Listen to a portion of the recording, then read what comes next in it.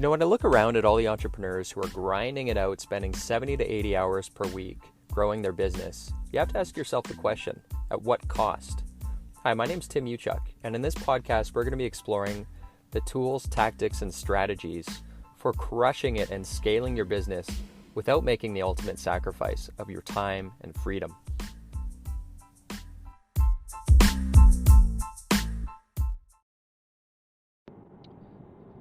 Hey everyone, Tim Uchuk here. Hope you're well. Lots of changes going on over the last week or two, and just want to check in with you and talk a little bit about resilience today in this podcast episode, because there's not been a time as trying as this one in a while. We're entering a lot of uncharted territory. And I truly believe that entrepreneurs are really the drivers of the world. And it's been really inspiring for me to see how people are showing up and responding and showing support and adapting in the face of what is a really challenging and trying time for us all. So I think if we can, continue to show creativity, adaptiveness, grit and determination, we can only come out on the other side of this stronger. So my wishes are going out to you. I hope you're doing well. I hope you're staying, safe and healthy, sanitized and sane through all this craziness going on. I'm just out for a drive here. We've been at my house for obviously the last week and a bit, which has been, it's been great in terms of, getting to spend some good quality time with my family, with my kids. We've been making some good meals with more time on our hands. I made a point of a couple weeks ago getting some good wine and some good food, and we're just trying to make the best of this. It reminds me of, if you've read that book, Man's Search for Meaning by Viktor Frankl. During he was a Holocaust survivor, and he talks about how he was able to endure during what was just an unimaginable time, what he was able to go through. And he had, in the book, in the story, he was looking out his window and he had a view of a tree, and he was focusing all of his energy that he could muster towards showing gratitude and appreciation for the beauty of this tree, watching it change throughout the seasons, right, blossoming in the spring. And it was this that kept him going. And so I'm just out for a drive right now. I wanted to get out and nourish my soul, and so I just drove, and I was out next to the ocean looking at the mountains and just watching nature and focusing as much my energy on what I can control and the things I'm grateful for. And I recommend you do that as well daily, and just keep nourishing yourself during this time, and protect yourself from watching and consuming too much news, which could it's good to be aware of what's going on, but at the same time, we need to protect ourselves from a lot of the negativity out there. And if you're a business owner and a leader, you're the one that people are looking to set the tone. And so in this podcast, I want to talk about that a little bit, about how to stay resilient in the face of challenging times and uncertainty. And so I think that's a good place to start, is during times like this, or really any time where you're faced with challenge, is breaking your world into those two buckets, things that you can control and things you can't control. And I cannot remember a time when I've never had a challenge or a problem within my business. We've got economic cycles, recessionary cycles. We've got some of your top people on your team leaving. There's always challenges, right? Business owners, being in business, we're problem solvers, and problems will never go away, right? You solve one old one and a new one will appear. When your business grows, you put to bed old problems and you find new problems, right? You need to find new people, new hires. You need to be able to handle more transactions. It's all just solving problems. And so the best way to navigate that I've found is, again, those two buckets. What can you control? What can you not control? And grab all of that energy that you have, which is finite, by the way. Your brain energy, your ability to make decisions, all of that stuff is finite. Your resource is finite. So put all of it, as much as you can, yourself and your team, towards the things that you can control. And an example of that this week, in our business, we spent 60 minutes in our weekly meeting with my leaders, and we spent our time focusing on what can we do today, this week, how can we make the most of the next 60 minutes, um, with the things that we can control. And what we did was we focused on how we can protect our teams and keep our business operating, continue to serve our clients. And so what did we do? We decided we're going to lock our doors. We're going to move our reception desk outside. We're going to have a big sign that says call us. When you show up, call our this telephone number, and then we'll keep our distance and we'll support you. We've got gloves, all of the things that need to be in place to make that happen and keep our doors open. That's where we focused our energy. We didn't talk about all of the things that could happen, all the scenarios that could play out. We focused on what can we do today. And number one is things you can control versus things you can't control. And the number two thing I think is just focusing on progress over perfection. And that's really all it is. We can't solve all the problems in front of us today, but what can we do to make meaningful progress today?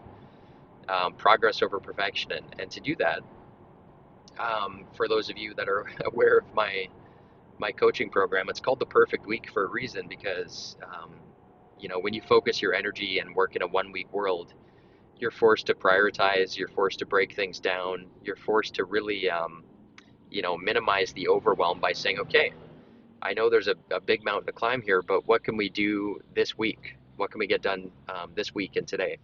And that's really living in a 1 week world really, really helps for that. Really, really does help for that.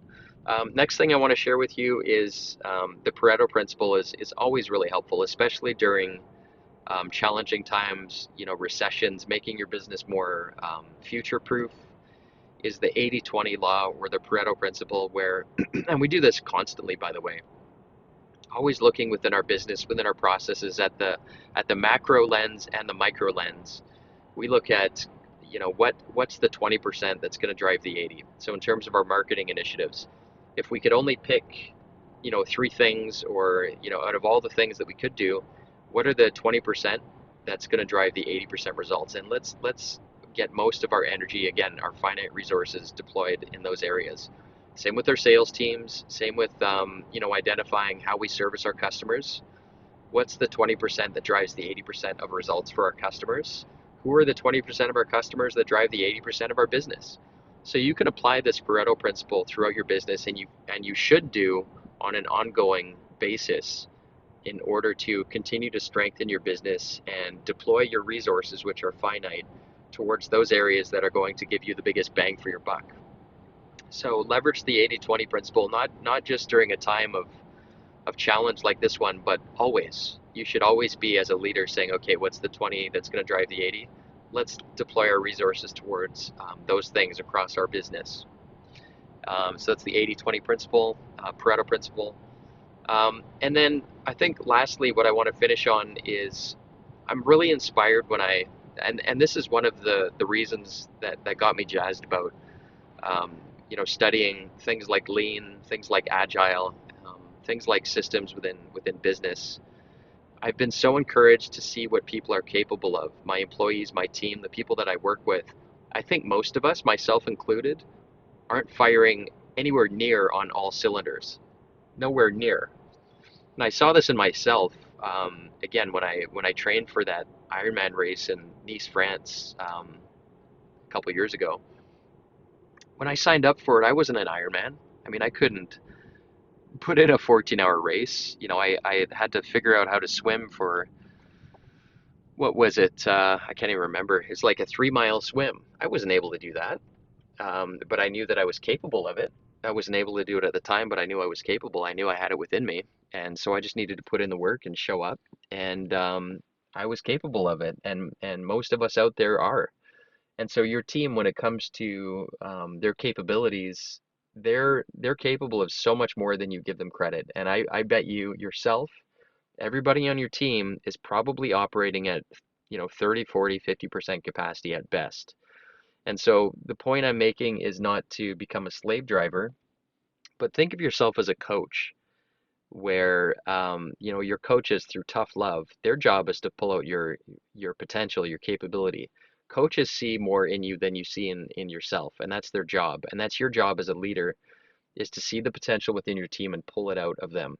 And again, coming from the spirit of you're capable of so much more. And in terms of our roles within our business, I mean, our business doesn't care either way, whether it survives or not. It's our job to look at it as its own separate entity and its own system and say, okay, what does this business need in order to survive? And that's where the 80/20 comes into play. But that's also where, when you look at your business as almost like an organism, right? I talk about the human body analogy, where you look at your business, it's an organism. What does it need in order to survive? Well, what is a business ultimately? It's there to solve problems for people. And when you do that, people pay you money, right? And you solve problems, you provide value. That's all a business is. And so in order to survive, you've got things like your overhead. What's that number? And what's that target so that you can survive? And your goal is to just keep that number, that target, to keep it hit every single week, right? So you pay attention to that, measure that, and then hold your team accountable. Who's responsible for cash flow? Who's responsible for receivables? One set of eyeballs. That's the person who you're going to hold accountable every single week. And we're going to live and die by that number and hold them accountable and say, you own this, right? You're going to distribute that ownership across your business and say, you own this. How can I support you, by the way? It's not you alone, it's us together. You own it. How can I support you? What do you need? What mechanisms do you need in order to pull this off? What resources do you need? How can I support you? Your sales, if you've got a sales manager, I mean, what's the number? They live and die by that number. How can I support you? What do you need? What kind of support? And that's where you're going to be having these meetings, and you're going to be talking about things like the 80/20, right? If there's, out of everything we can be doing, what are the things that are the main thing, the essential? And guiding those conversations, but then saying, okay, who owns what? Let's divide and conquer. We're going to live and die by these numbers. And when you hold your team accountable and you come out with, in your 1 week world, what can we get done today and this week? Hold each other accountable. You would be surprised at what your team is capable of. When they've got clarity, when they've got, accountability, you're saying, you know what? You are capable of doing this. I believe in you. I'm here to support you.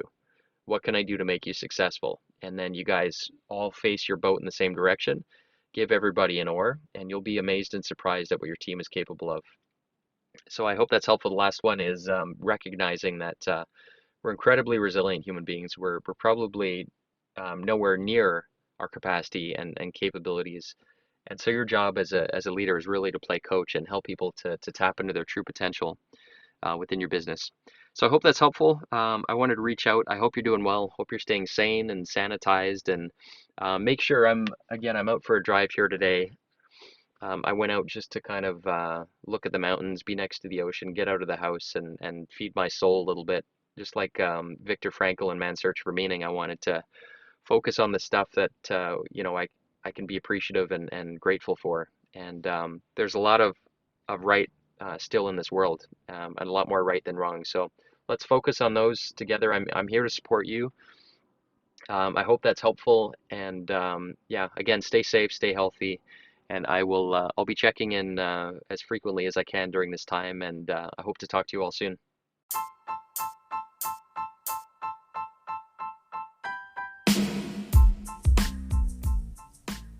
Hey, Tim Uchuk here, and real quick, if you enjoyed this podcast episode, if you could take a couple quick seconds to give it a rating, it would be very much appreciated. And secondly, if you're looking for more tools and strategies on how you can crush it in life and business, just head on over to bookwithtim.com, where I've put together a free case study which shows you how to unlock unprecedented freedom today by using the 2 power levers. Just head on over to bookwithtim.com. Until next time, wishing you success and freedom in your business. Cheers.